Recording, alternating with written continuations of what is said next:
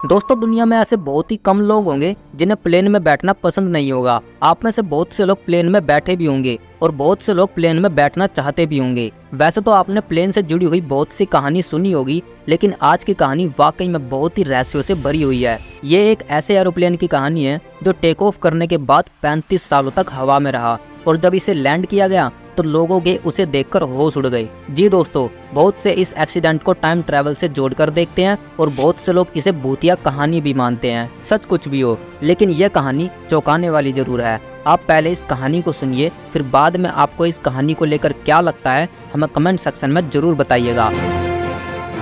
दोस्तों, प्लेन का सफर जितना मजेदार होता है उतना रिस्की भी होता है, क्योंकि 35,000 फीट की ऊंचाई पर हवा में अगर छोटी सी भी चूक हो जाती है तो आपका बचना लगभग नामुमकिन हो जाता है। लेकिन आज की कहानी की बात ही कुछ और है। हम बात कर रहे हैं ब्राजील की फ्लाइट नंबर 513 की। तारीख थी 4 सितंबर 1954। सैंटियागो फ्लाइट 513 वेस्ट जर्मनी के आचेन इंटरनेशनल एयरपोर्ट से उड़ान भरती है।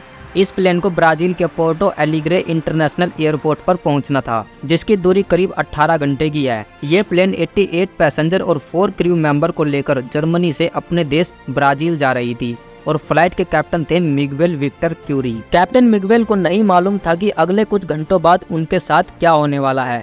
अब होता कुछ ही है कि उड़ने के कुछ ही घंटों बाद जब Santiago flight number 513 Atlantic ocean के ऊपर पहुंचती है तो वो एटीसी की रडार से अचानक गायब हो जाती है। और ये देख के एटीसी में काम कर रहे ऑफिसर्स और एम्प्लॉइज पहले तो हैरान हो गए और वो प्लेन से कनेक्ट करने की कोशिश करने लगे, पर जब कुछ टाइम बाद भी फ्लाइट रडार पर नहीं दिखाई दी तो वो परेशान हो गए और अब उन्हें कुछ भी समझ नहीं आ रहा था कि यह फ्लाइट अचानक कहाँ चली गई। और वो एरोप्लेन से लगातार कनेक्ट करने की कोशिश करने लगे, मगर सैंटियागो फ्लाइट नंबर 513 से कोई भी जवाब नहीं मिल रहा था। ये देखकर इमरजेंसी में एटीसी की एक मीटिंग बुलाई गई, जिसमें जर्मनी और ब्राजील के हाई ऑफिसर्स शामिल थे। सैंटियागो फ्लाइट के अचानक गायब होने की वजह पर बात करने लगे, लेकिन किसी को भी कुछ समझ नहीं आ रहा था। इसीलिए उन्होंने एक सर्च टीम बनाई और उन्हें अटलांटिक में एक सर्च ऑपरेशन के लिए भेज दिया, क्योंकि जब प्लेन का कनेक्शन एटीसी की रडार से टूटा तब वो फ्लाइट अटलांटिक महासागर के ऊपर उड़ रही थी। आमतौर पर जब कभी भी ऐसा होता है तो मान लिया जाता है कि वहाँ कोई एक्सीडेंट हो गया होगा।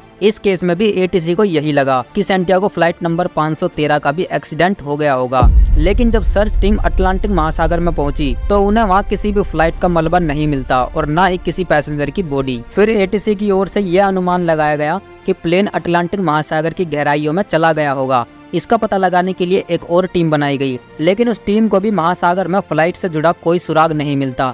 एरोप्लेन्स के इस तरह गायब हो जाने की वजह से सफर कर रहे यात्रियों के घरवाले बहुत दुखी थे और जानना चाहते थे कि इस प्लेन के साथ आखिर हुआ क्या था। लेकिन सैंटियागो एयरलाइंस के पास इसका कोई जवाब नहीं था। कुछ दिन बीते हफ्तों में और कुछ हफ्ते बीते महीनों में और कुछ महीने बीते सालों में, मगर इस प्लेन का कोई सुराग नहीं मिला। इस तरह करीब 2 साल तक सर्च ऑपरेशन चला और आखिर में सर्च ऑपरेशन को हमेशा के लिए बंद करना पड़ा। अब तारीख आती है 12 अक्टूबर 1989। एक अननोन एरोप्लेन ब्राजील के पोर्टो एलिग्रे इंटरनेशनल एयरपोर्ट की ओर तेजी से आ रहा था।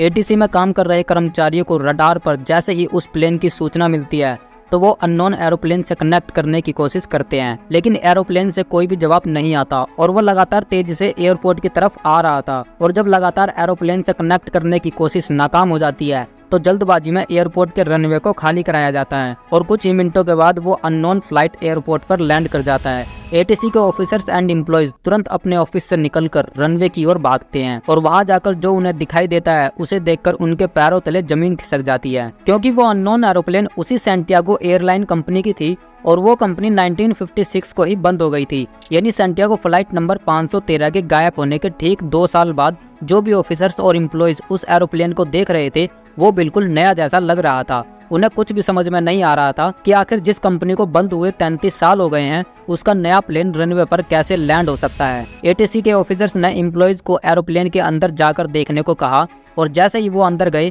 उनके मुंह से चीख निकल गई, क्योंकि प्लेन पूरा कंकाल से भरा हुआ था। हर सीट पर कंकाल बैठे हुए थे और यह फ्लाइट थी सैंटियागो फ्लाइट नंबर 513। अब हैरानी की बात यह है कि प्लेन आखिर था कहाँ। जब इस प्लेन में एक भी इंसान जिंदा नहीं है तो यह प्लेन बिल्कुल सही लैंड कैसे हुआ, प्लेन का इंजन चालू कैसे था और प्लेन ब्रांड न्यू कैसे दिख रहा था। अब ये सारे सवाल किसी आम इंसान का दिमाग घुमाने के लिए काफी थे। कहते हैं कि इस बात को लेकर देश में कोई पैनिक ना हो, इस वजह से ब्राजील सरकार ने इस खबर पर रोक लगा दी थी। फिर इसकी जांच शुरू हुई और अलग अलग थ्योरी निकलनी शुरू हुई। सबसे पहले थ्योरी ये आई कि ये प्लेन उड़ने के बाद किसी टाइम ट्रैवल में फंस गया था, यानी किसी ब्लैक होल के अंदर चला गया था, जिसकी रेडिएशन से इन सारे यात्रियों का ये हाल हो गया। दोस्तों, अगर आपको ब्लैक होल के बारे में डिटेल में जानना है तो कमेंट में ब्लैक होल लिख देना, मैं उस पर भी वीडियो बना दूंगा। दूसरी थ्योरी ये आई कि किसी एलियन का यह फ्लाइट शिकार हो गई होगी और तीसरी थ्योरी ये आई कि यह किसी इंसानी साजिश और एक्सपेरिमेंट का नतीजा है। लेकिन ये सब सिर्फ और सिर्फ बस थ्योरी थी, इसका कोई स्ट्रॉन्ग एविडेंस नहीं था कि इस फ्लाइट के साथ आखिर हुआ क्या था। यह सवाल आज भी वैसे ही बना हुआ है जैसे कि 1989 में था। ब्राजील की सरकार ने इस खबर को बहुत छुपाने की कोशिश की, लेकिन 1989 में फेमस जर्नलिस्ट इरविन फिशर ने इस खबर से पर्दा उठाया और उन्होंने अपने एक आर्टिकल में इस पूरी घटना को अखबार में छापा। जैसे ही यह घटना अखबार में छपी तो लोगों के बीच सैंटियागो फ्लाइट नंबर 513 की कहानी ऐसे फैली जैसे जंगल में आग। लेकिन उन्होंने इस खबर का कोई स्ट्रॉन्ग एविडेंस नहीं दिया था, बस एक एरोप्लेन की फोटो अपने आर्टिकल में छापी थी, कोई कंकाल की फोटो नहीं थी। इसीलिए इस कहानी को लोगों ने दो साइड में बांट दिया था। एक वो साइड जिसमें लोग इस कहानी को सच मानते थे और इसे टाइम ट्रैवल और भूतिया कहानियों से जोड़ते थे।